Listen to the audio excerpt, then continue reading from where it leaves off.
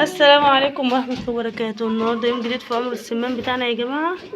بصوا زي ما قلت لكم امبارح كنت عامله لهم بقى حته ضليله كده وعشه، عشان المكان بتاعهم اللي هناك فيه ايه، فيه يا جماعه ميه كده مكبوبه، فانا مش حابه ان هم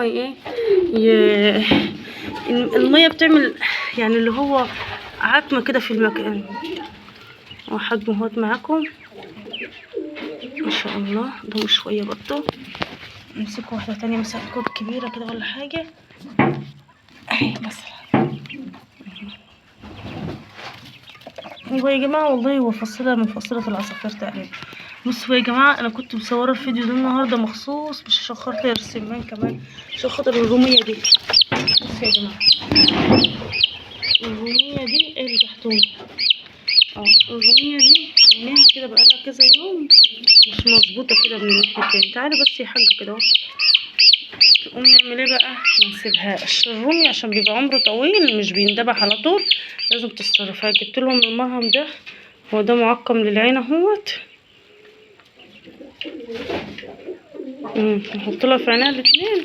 اكمل لكم بقى كلام على السمان. حطيت لها يا جماعه في عينها الاتنين، ما كنتش عارفه امسك التليفون بصراحه. هما بقى بسم الله ما شاء الله عليهم شكلهم حلو وكل حاجه، هما عاوزين مكان مفتوح يا جماعه. يعني لو الارض دي ما فيهاش فراخ كنت هسيبهم كده في ارضيه الاوضه، والاوضه دي كانت هتبقى مناسبه جدا ليهم. لا ما تطلعيش الفرخه بره، لو طلعت بره مش هنعرف نجيبها، اصل بتطير على الشارع اللي ورا. الاوضه ديت يا جماعه مناسبه جدا لتربيه الفراخ. اللي انتوا شايفين بس ان هي كده سقف وحاجات من ديت، وعاملين لها سلك كده في كل حته ما شاء الله عليه لتربيه الفراخ البيضه. عاوزه فراخ بيضه بس، عاوزه سمان كتير، كميات، عاوزه الحاجات اللي كتير. انا طبعا جايبه فراخ بلدي لان ده اكل عيالي، بيضه، فرخه بلدي بناكلوها الكلام ده كله. فبقى جنب الكلام ده انا بس بديك افكار. لو انت ما عندكيش اماكن خدي يا فوفه البيضه كده، ما عندكيش اماكن فانت بتضطري تعملي حاجات زي كده، قفاصه، حته مكان كده تتعششيه بتمشي امورك، بس ان انت ايه زي الناس ما بتقول كده بتمشي امورك باللي موجود عندك. الاخت دي طبعا ملهاش اي لازمه في الحته الموجوده اللي فيها دي. احاول اخرجها. انت بتعملي ايه بس هنا؟ عارفه ان المكان ده دافي ليكي معلش، بس احنا ايه مضطرين نخرجه للاسف الشديد. نرجع بقى لمرجوعنا تاني، نفس اللي احنا كنا عاملينه امبارح اهو يا جماعه. بصوا كنا عاملين كده، جبنا الخشب ده حطيناه هنا اهو.